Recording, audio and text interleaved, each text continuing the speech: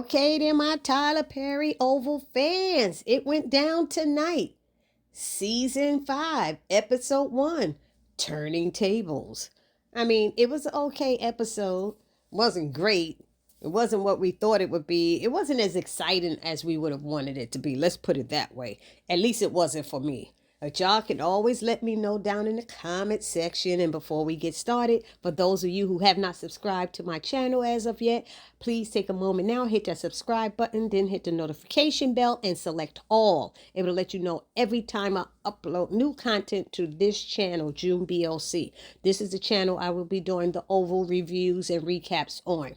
Then I ask that you hit that like button, which is the thumbs up button, write a comment and share, because sharing is caring. Now, it starts off with the first lady and the second lady. Here they have fallen off that damn balcony in the White House. Ain't near one of them hurt. Okay? Okay, Victoria's back hurt a little bit, but please, they ain't got a broken bone, a knee, a toe, an ankle, a neck, a shoulder, a elbow, what? A leg? Something should be broken on them. A nose? Nothing. So anyway, they're still there on the floor trying to still fight while they're on the floor and calling each other, out their names and stuff. They throwing B-bombs and F-bombs and all that stuff. But the Secret Service arrives and Victoria tells them to hold the second lady as Simone is yelling, "I ain't through with you, biatch. I will kill you. I will kill you." And Victoria's like, "Well, I'm through with you." And she slaps her one time and she said, put her in a bunker. And the secret agent said, "We can't. That's the second lady." She said, "Don't tell me. I'm telling you what to do. The first lady is telling you what to do." And she slaps him on the second time. He's like, "Ma'am." And then she slaps him. I said, come on now. How real is this? Ain't no Secret Service gonna let you. I don't care what position you hold, And so the first lady said, "I told your B.A. bitch ass, okay, to take her to the presidential bunker." And so they take Simone away, and she's yelling, "Let me go, let me go." Then we see Victoria. She goes to the Oval and finds Hunter on the floor, and she realizes he is OD. She calls for the White House doctor and Secret Service. Alonzo comes in and the doctor, and she asks who gave him that cocaine, and Alonzo's acting real stupid. I was getting sick of him looking at his face and saying it wasn't him, and the doctor's like, "Don't look at me," like, and so the doctor's saying there's some white stuff around his mouth or nose or whatever, and it looks like it's heroin. He said near his nose, not cocaine. So they take Hunter out on a stretcher, and Victoria tells Alonzo that if she finds out that he got those drugs for Hunter, she'll make sure that he rots in jail and that his life is going to be over, especially if the president dies. Then we see Donald. He did not even get shot. I don't know how. He comes out of the bathroom with his gun drawn. We see a dark-skinned man in the bed, dead. Y'all know good and well when that person was shooting him, it looked just like Donald in bed. It didn't look like this dark-skinned brother that's in the bed right now. So Tyler, don't insult our intelligence. We know the difference when you switch your body. That made no sense. So anyway, Donald goes downstairs with his gun drawn. There are 3 other dead Secret Service guys on the ground. Donald calls Kyle and asks him to come to his house ASAP. And of course, Kyle is like, "What's going on?" He wants to know why. But Donald won't tell him. He's just like, "Just get here. Just come to my house." So anyway, then he hangs up, and it was that Lily comes into the house and he pulls a gun on her, and she's like telling him to put the gun down, and she pushes his hand down, and he blame her for trying to kill him. And she's looking at him like, "Do you think I could do all of this? I did not do that." And she tells him it wasn't her, that it was that police officer, and that he came there and camouflage, and he hit her trying to get to Donald, and if he doesn't believe her, he could check the surveillance cameras, and he said he will. And she asked about the gunshots she heard, and he tells her that a hot piece of ass that he had waiting for him is dead up in the bed. And Lily tells him he's so disgusting. He said, "Well, you don't give me any." And then she was like, "Whatever." Then Victoria calls and tells Donald that she needs him to come to the White House ASAP because Hunter OD'd. He's like, damn. So he calls Kyle back and tells him to go to the White House and that he'll meet him there. Next, we see we're at the precinct. Right, we at the precinct, and Dale is sitting there in a chair waiting for Sharon, when all of a sudden the police detective or whatever brings in Alan in handcuffs.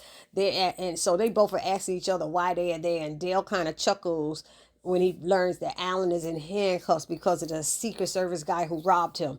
Alan is asking Dale to go to his house and do something for him, but Dale won't do it until he finds out if it's illegal or not. He tells him there's a box in my kitchen and I need you to put it somewhere safe. And Dale asks what's in the box, and Alan refuses to tell him, saying it's protection for both of them if they don't know. And he tells Dale where a spare key is hidden to get into his apartment. Dale finally agrees to go, after, Alan's like, come on, you gonna do it or not? And I was like, Dale, you need to remember how funky Alan treated you when y'all were all hiding out in the woods or whatever, when y'all were trying to escape. Alan was a nasty son of a shut your mouth to you. Anyway, I digress. So he agrees to go get the box Alan asks him to take care of. That detective comes out at that point, tells Dale he can go now and that they are arresting Sharon. And then Dale is like, he's disappointed. And he asks about Kareem, and officer tells him that Kareem's in the hospital. And he also said that Sharon will be in jail until Kareem can tell them what happened. So we don't know, because Kareem is knocked out. According to next week, he might be in some kind of daggone coma or something. Anyway, then we're back at the White House, and Victoria's fussing at Alonzo when the doctor comes out and tells her that the cocaine was laced with fentanyl and that Hunter's not doing well.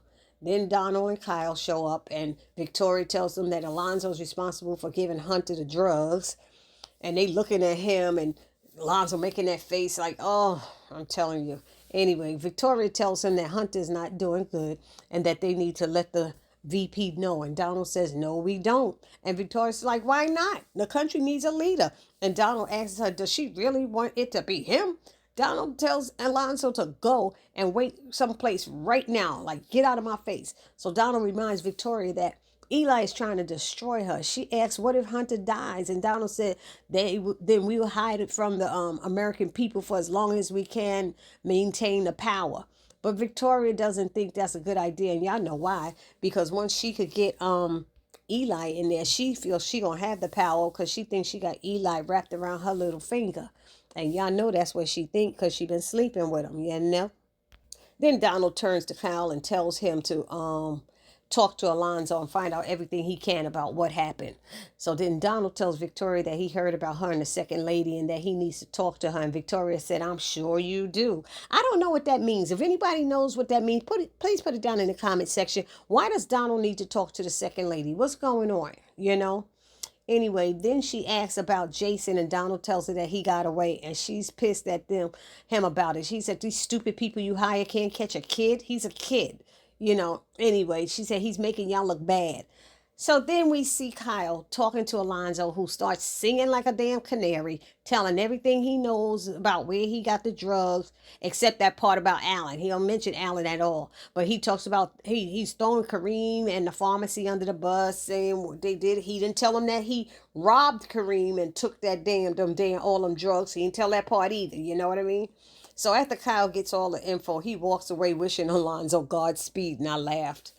So now we have Eli. He comes downstairs looking for Simone in their house, and he asks the agent, where's his wife? And he tells Eli that she went to the White House, and he's like, for what? And he said, I don't know. So then Eli gets a call from Victoria, and she tells him that she told Simone everything because she came at her. She said they had a fight and stuff, and she beat that ass. And we all know that Simone was tearing Victoria's ass up. Victoria did not beat Simone's ass. Simone whipped hers. Okay. So Eli was upset that she told everything, saying, why would you do that? But then she told him that Hunter OD'd and is in the infirmary. And Eli says, then that means like I'm the president. And she said, yes. So he asks, where's Simone? And she says she's secure. And he said, well, make sure she can't talk to anyone. And Victoria's like, I know what I'm doing. This ain't my first rodeo. Yo. So he says he's getting dressed and heading to the White House. So now we see Max and Sam in a car driving. And I don't know where they're supposed to be going. If anybody knows where they're supposed to be going, let's put that in the comment section. And they're talking about Bobby and Priscilla. And he tells him that Sam started this by having an affair with the first lady and that Carmen's a biatch. he tells Sam to just ignore Priscilla because she's only trying to hurt him and make him jealous, and stop playing his game. And Max is like, stop playing her game. Then Max gets a call from Eli asking them to come and pick him up and take him to the White House. But Sam is like, ugh.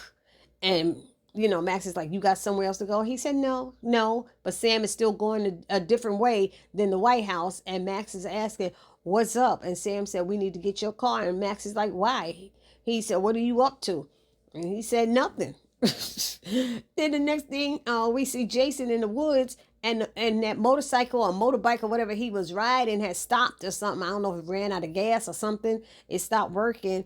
And Jason's trying to get it to work, and then some man in camouflage walks up behind him with a rifle or a shotgun, whatever that is, asking who he is and why is he there. And Jason tells him his name is Mike and that some police guys are after him, and the guy wants to know why. What did he do? And he said, I ain't do nothing. I'm just out here trying to survive. So the guy told him that he's on private property and that he's going to take him to see the highest. And he's like, who the highest? He said, don't worry about it. Like, just go.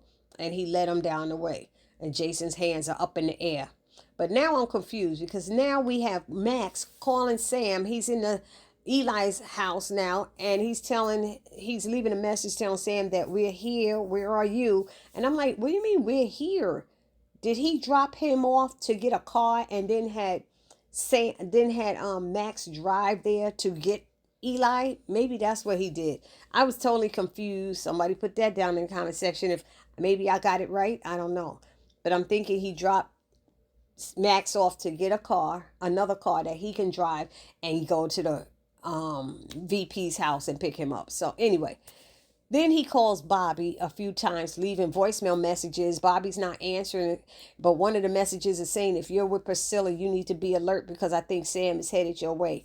Then he texts Bobby a message as well. At this moment, Eli comes out and is like ready to head to the White House and asks, where's Sam? And Max is like, he was right behind me. And he turns around. He said, but I don't know. So he said, okay, we'll leave without him. And that's what they did. So now we have Richard at the hospital talking to Nancy, who says she's not feeling well, and asking what happened. She asked Richard if he tried to choke her. I said, damn, really, Nancy? You don't know what happened, but you think Richard tried to choke you? Because she says she doesn't know why her neck is hurting. He asked Nancy about the pills that Sharon found in her pocket, and he said that he found some more as well. Nancy's trying to understand what happened, and she kind of looked like she smiled and perked up when he mentioned some pills. Like, she kind of smiled. I don't know if I was seeing that wrong, but that's what I thought I saw. So Nancy trying to understand what happened, why she in the hospital. Then the doctor comes in and tells her that she tried to hurt herself. And Nancy's like, what? I wouldn't do that. Then the doc said, then tell me, what happened? And Nancy's like, I don't remember unless he said, unless what? She said, maybe he choked me. Talk about Richard. And he's like, yeah, that's what happened. That's what happened. He choked me. And the doctor's looking at Richard, who is stunned by what Nancy is saying. Like, what? What? But everybody, come on. I know this is Tyler Perry land, but a choke on a neck and a rope mark on a neck are two different marks. And she would have had to have a rope mark, and the doctor should be able to tell that instead of looking at Richard like he's guilty, which it seems like next week is going to be something like that. Anyway, next we have Bobby in the hotel room, and there's a knock at the door, and he goes to open it, and it's Priscilla looking absolutely stunning in his rose-colored dress, fitting every curve of her body. That damn Priscilla is a badass. Shut your mouth.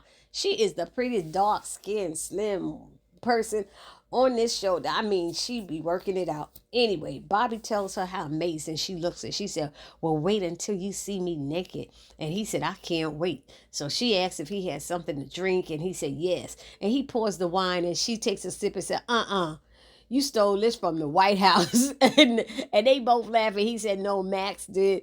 He said, but it was here, so I just opened it. So they have a little bit of small talk, but Priscilla seems to be looking a bit nervous and looking around and asking little questions and stuff.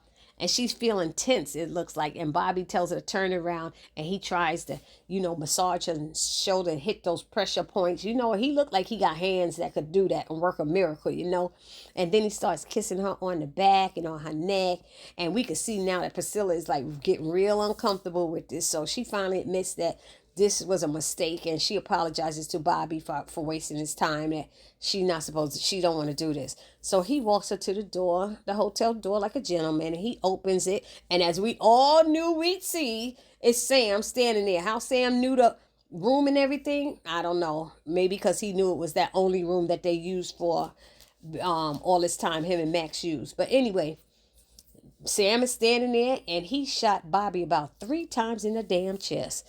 And he was laid out on the daggone floor, and Priscilla is scared like, oh, oh, oh. And then without even looking at her, Sam says, now, biatch, go home and wash my damn clothes. I said, whoa, whoa, no, he didn't. No, he didn't. I said, whoa, that was gangster. Then he turned and walked away while Priscilla is still standing there stunned by what just happened. And you see, girlfriend, when you play games, someone always ends up getting hurt. She should be ashamed of her damn self. She was playing the game and she pissed him off to the point that he done lost control and shot that man. But to be but to be honest, yeah, they didn't sleep together, because my sister called me and was like, yeah, well, he didn't even sleep with her. But guess what? He was going to do it. Bobby was going to do it. Bobby didn't give a damn about Sam. Bobby was going to do it. So, not that I'm saying violence is the answer and that Sam had a right to do it, but I ain't surprised. That's what you get, Bobby, for playing along. You played a game, Priscilla played a game, and your ass got shot. Bam. That's all I got to say about this episode. It's your girl, Barbie J, saying please don't forget to subscribe, like, comment, and share. And I will see you all in the next video. Peace.